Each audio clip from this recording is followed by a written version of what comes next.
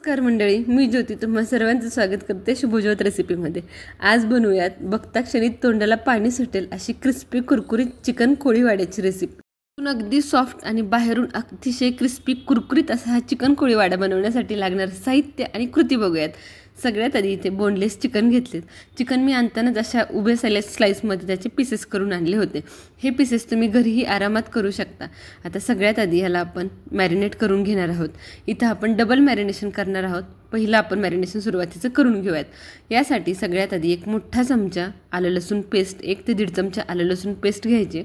त्यानंतर यामध्ये घालायचं एक अर्धा लिंबू पिळून।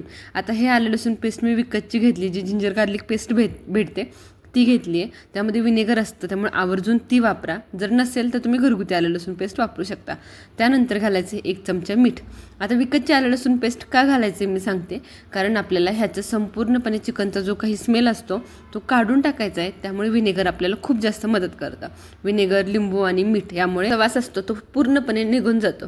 आता हे सगळ्या गोष्टी लावून आपण एक 15 मिनिटासाठी याला बाजूला ठेवून देऊयात। तोपर्यंत आपल्या चिकन कोळीवाड्यासाठी एक स्पेशल मसाला बनवूयात। त्यासाठी इथे मी 3 ते 4 चमचे धने घेतलेत। त्यानंतर 1 वेलची, 10 ते 15 काळी मिरी आणि 7 ते 8 लवंगा घेतलेत। त्याचबरोबर 2 चमचे जिरे घेतले। आता ह्या सगळ्या गोष्टी आपल्याला अगदी लो गॅसवरती भाजून घ्यायचं आहे। या मसाल्यामुळे आपल्या चिकन कोळीवाड्याला अतिशय सुपर टेस्टी अशी चव येणार आहे। त्यामुळे हा मसाला अजिबातही स्किप करू नका, आवर्जून हा मसाला बनवा। हा मसाला भाजत असताना अगदी लो गॅसवरती भाजायचा आहे आणि नंतर गॅस बंद करून 1-2 मिनिटं त्याला छानपैकी गरम करून घेऊयात। तुम्ही बघू शकता किती सुंदर असा हा मसाला भाजला गेलाय। जास्त करपलेही नाही पाहिजे त्यातले सगळे साहित्य, आणि छानपैकी भाजलेही गेले पाहिजेत। भाजल्यानंतर छानपैकी त्याला गार करून घ्यायचं आणि आता मिक्सरला आपण ह्याची बारीक अशी पूड करून घेणार आहोत। चिकन कोळीवाडा बनवायला अतिशय सोपा आहे। फक्त ही रेसिपी बनवताना ज्या काही छोट्या छोट्या टिप्स सांगितल्या आहेत त्या जर तुम्ही फॉलो केल्या तर तुमचा चिकन कोळीवाडा अतिशय परफेक्ट असा तयार होतो। चला, आता मसाला मी छानपैकी वाटून घेतलाय। आता वळूयात आपल्या चिकनकडे। 15 मिनिटं मी ह्याला छानपैकी झाकून ठेवलं होतं। तुम्ही बघू शकताय आलं लसूण मीठ आणि लिंबामुळे ह्याचं छानपैकी पाणी सुटले। आता ह्याचं संपूर्ण पाणी आपण पिळून काढणार आहोत।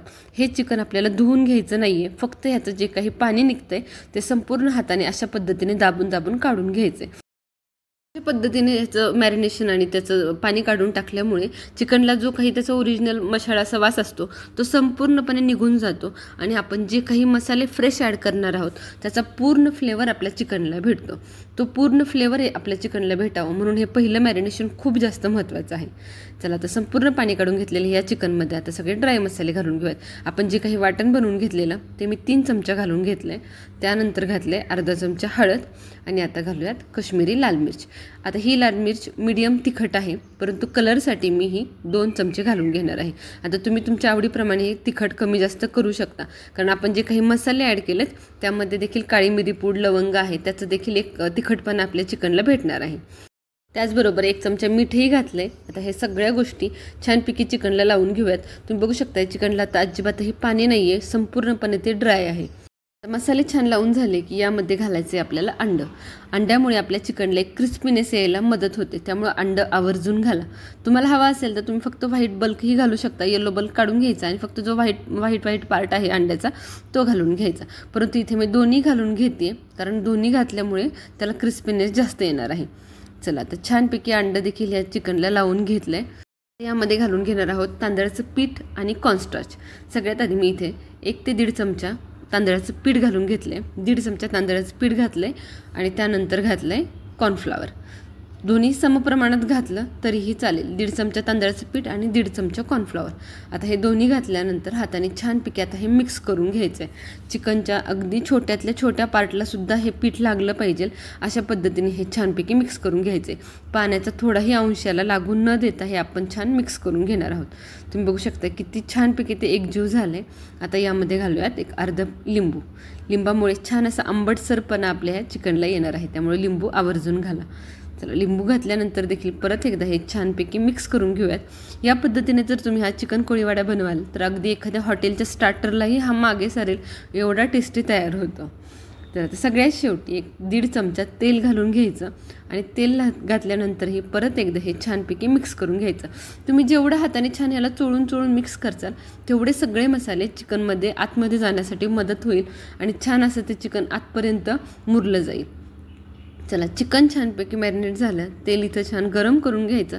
तेल अगदी असं धुवादार गरम करून नाही घ्यायचं, मीडियम टू लो गरम करून घ्यायचं आणि त्यानंतर हे पीसेस सोडायचे आणि त्यानंतर अगदी मीडियम टू लो गॅसवरती आपल्याला हे तळून घ्यायचे. जर तेल तुमचं सुरुवातीलाच खूप जास्त कडकडीत गरम असेल तर चिकन आतमध्ये शिजलं जाणार नाही, फक्त बाहेरून ते लगेच क्रिस्पी होईल परंतु आतमधून कच्चं राहील. त्यामुळे मीडियम गरम तेलामध्ये चिकनचे पीसेस सोडून घ्यायचे आणि अगदी लो फ्लेमवरती आपण हे तळून घ्यायचे. आता तळताना आपण ह्याला डबल फ्राय करणार आहोत, म्हणजे 2 वेळा तळून घेणार आहोत. सुरुवातीला आपण 50 ते 60% चिकन छानपैकी तळलं गेलं, ते आतमध्ये छान 60-70% शिजलं जातं. त्यावेळेला आपण त्याला काढून घ्यायचे, म्हणजे वरून अगदी थोडंसं सोनेरी, हलका सोनेरी रंग यायला सुरुवात झालेली आहे, त्यावेळेला आपण हे चिकन काढून घ्यायचे. अशा पद्धतीने दोन्ही बॅचेस मी तळून घेणार आहे आणि त्यानंतर राहिलेले 40% चिकन आपण दुसऱ्या बॅचमध्ये तळणार आहोत. यावेळेस समजा 60% चिकन आता छान शिजलं गेले. यावेळेला आपण चिकन तेलातून बाहेर काढले, ते आतून छान गरम असतं, आतमध्ये त्याची शिजायची प्रोसेस चालू असते आणि त्यानंतर आपण ज्यावेळेला परत डबल फ्राय करतोय त्यावेळेला चिकन आतनं छानपैकी शिजलं जातं, पचलं जातं आणि बाहेरूनही अगदी क्रिस्पी कुरकुरीत होतं. जर तुम्ही फक्त एका फ्रायमध्ये जर चिकन कोळीवाडा करायला घेतलं तर तेवढाच छान क्रिस्पीनेस तुम्हाला बाहेरून भेटणार नाही. आतून ते छान शिजलं जाईल परंतु बाहेरून जेवढं क्रिस्पी हवं आहे तेवढं क्रिस्पी ते होणार नाही. चला, माझा पहिला फ्राय छानपैकी झाला आहे. दोन्ही बॅचेस मी छान तळून घेतल्या होत्या. आता दुसरा फ्राय करण्यासाठी चिकन परत एकदा मी कढईमध्ये टाकले. गॅस ह्याही स्टेजला अगदी मीडियम टू लो ठेवायचा आहे. चिकन तळत असताना अजिबातही गॅस फुल करायचा नाही आहे. दुसऱ्या स्टेजलाही आपल्याला 40% चिकन आतलं शिजवून घ्यायचं आहे, त्यामुळे गॅस अगदी लो ठेवून आपण छानपैकी ह्याला तळून घ्यायचं आहे. याच पद्धतीने आता दुसरी बॅचही मी तळून घेणार आहे.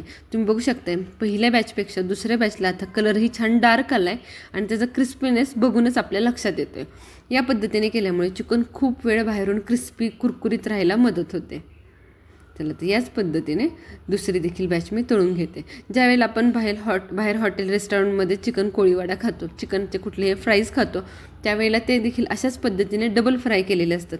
सुरुवातीला ते एक फ्राय करून ठेवतात, 50-60% शिजवून आणि तळून ठेवतात आणि ज्यावेळेला ऑर्डर येते त्यावेळेला ते अशा पद्धतीने कडकडीत गरम तेलामध्ये छानपैकी फ्राय करून घेतात. दोन्ही बॅचेस इथे मी छानपैकी तळून घेतलेत. दुसरी बॅच ज्यावेळेला आपण तळत असतो त्यावेळेला तेलाचं टेम्परेचर छानपैकी गरम झालेलं असतं, त्यामुळे चिकनचं जे बाहेरचं कवर आहे ते क्रिस्पी व्हायला जास्त मदत होते. या सगळ्या छोट्या टिप्स वापरून जर तुम्ही चिकन कोळीवाडा बनवाल तर पहिल्याच प्रयत्नात परफेक्ट असा चिकन कोळीवाडा तुमचा तयार होईल. अगदी तुम्ही हॉटेलची एखादी स्टार्टरची डिश खाताय की घरी बनवलेली हेही तुम्हाला समजणार नाही, एवढा सुंदर चिकन कोळीवाडा तयार होतो. आता या चिकन कोळीवाड्यावर खाण्यासाठी एक छान अशी खमंग चटणी बनवूयात. त्यासाठी मिक्सरच्या भांड्यामध्ये पुदिना, कोथिंबीर, आलं, मीठ आणि भाजकी डाळ घेतली. हे छानपैकी मिक्सरला वाटून घ्यायचं. हिरवी मिरची घालायची विसरली होती, 3 हिरव्या मिरच्या घालून घेतल्यात. मिरची तुम्ही तुमच्या आवडीप्रमाणे कमी जास्त करू शकता आणि छानपैकी थोडंसं पाणी घालून याची पेस्ट तयार करून घेतली. अतिशय खमंग आणि अतिशय टेस्टी असा हा चिकन कोळीवाडा आपला तयार झाला आहे. तुम्ही देखील ही रेसिपी घरी एकदा नक्की ट्राय करा. कशी वाटली हे मला कमेंट सेक्शनमध्ये नक्की सांगा. भेटूयात पुन्हा एकदा अशाच नवीन रेसिपी